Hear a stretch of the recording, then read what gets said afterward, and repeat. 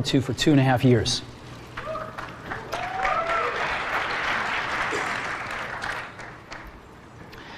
Every once in a while, a revolutionary product comes along that changes everything. And Apple has been, well, first of all, one's very fortunate if you get to work on just one of these in your career. Apple's been very fortunate. It's been able to introduce a few of these into the world. In 1984, we introduced the Macintosh. It didn't just change Apple, it changed the whole computer industry.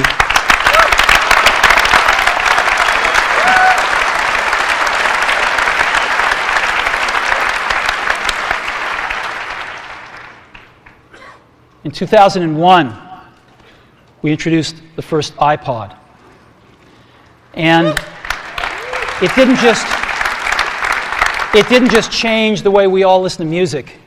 It changed the entire music industry. Well, today, we're introducing 3 revolutionary products of this class. The first one is a widescreen iPod with touch controls.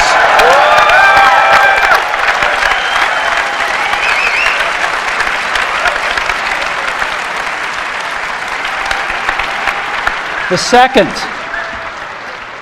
is a revolutionary mobile phone.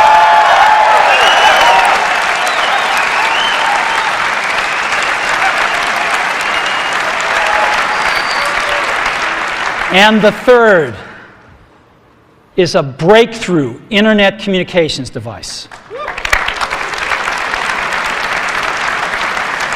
So, 3 things. A widescreen iPod with touch controls, a revolutionary mobile phone, and a breakthrough internet communications device. An iPod, a phone, and an internet communicator. An iPod, a phone. Are you getting it? These are not 3 separate devices.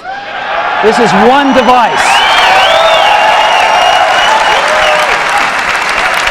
And we are calling it iPhone. Today, Apple is going to reinvent the phone. And here it is.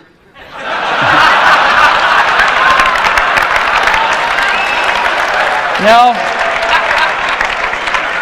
Actually, here it is, but we're going to leave it there for now. So, before we get into it, let me talk about a category of things. The most advanced phones are called smartphones, so they say. And they typically combine a phone plus some email capability, plus they say it's the internet, sort of the baby internet, into one device, and they all have these plastic little keyboards on them. And the problem is that they're not so smart and they're not so easy to use. So if you kind of make a Business School 101 graph of the smart axis and the easy to use axis, phones, regular cell phones are kind of right there. They're not so smart and they're not so easy to use. But smartphones are definitely a little smarter, but they actually are harder to use. They're really complicated. Just for the basic stuff, people have a hard time figuring out how to use them. Well, we don't want to do either one of these things. What we want to do is make a leapfrog product that is way smarter than any mobile device has ever been and super easy to use. This is what iPhone is. Okay? So, we're going to reinvent the phone. Now, we're going to start with a revolutionary user interface. It is the result of years of research and development, and of course, it's an interplay of hardware and software. Now, why do we need a revolutionary user interface? I mean, Here's 4 smartphones, right? Motorola Q, the BlackBerry, Palm Treo, Nokia E62, the usual suspects. And what's wrong with their user interfaces? Well, the problem with them is really sort of in the bottom 40 there. It's this stuff right here. They all have these keyboards that are there whether you need them or not to be there. And they all have these control buttons that are fixed in plastic and are the same for every application. Well, every application wants a slightly different user interface, a slightly optimized set of buttons just for it. And what happens if you think of a great idea 6 months from now? You can't run around and add a button to these things. They're already shipped. So what do?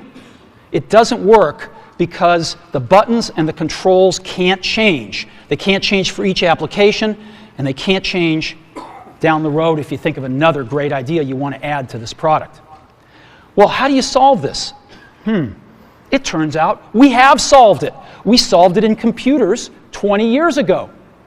We solved it with a bitmap screen that could display anything we want, put any user interface up, and a pointing device. We solved it with the mouse, right? We solved this problem. So how are we going to take this to a mobile device?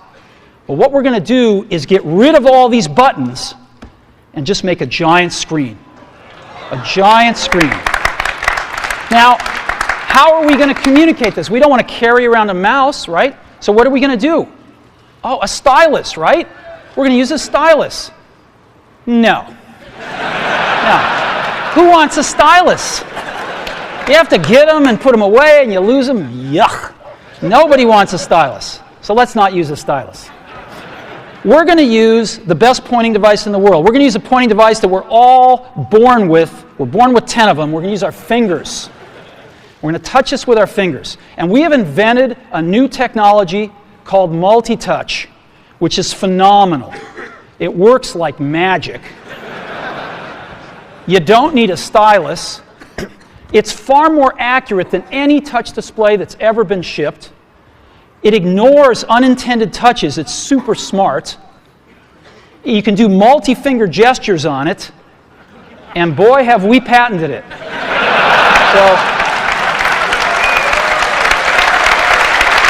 So, we've been very lucky to have brought a few revolutionary user interfaces to the market in our time. First was the mouse. The second was the click wheel. And now we're going to bring multi-touch to the market. And each of these revolutionary user interfaces has made possible a revolutionary product.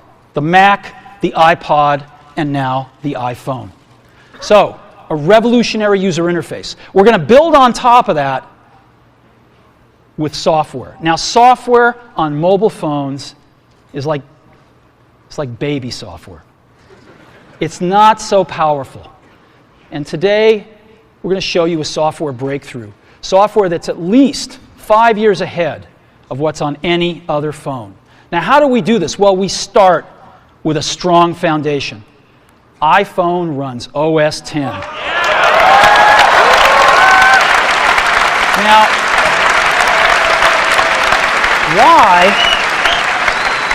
why would we want to run such a sophisticated operating system on a mobile device? Well, because it's got everything we need. It's got multitasking. It's got the best networking. It already knows how to power manage. We've been doing this on mobile computers for years. It's got awesome security. And to write apps, it's got everything from Cocoa and the graphics, and it's got core animation built in, and it's got the audio and video that OS X is famous for. It's got all the stuff we want, and it's built right in to iPhone. And that has let us create desktop-class applications and networking, right? Not the crippled stuff that you find on most phones. This is real desktop-class applications. Now, you know, one of the pioneers of our industry, Alan Kay, has had a lot of great quotes throughout the years. And I ran across one of them recently that explains how we look at this, explains why we go about doing things the way we do, because we love software. And here's the quote. People who are really serious about software should make their own hardware. You know? Alan said this 30 years ago, and this is how we feel about it. And so we're bringing breakthrough software to a mobile device for the first time. It's 5 years ahead of anything on any other phone.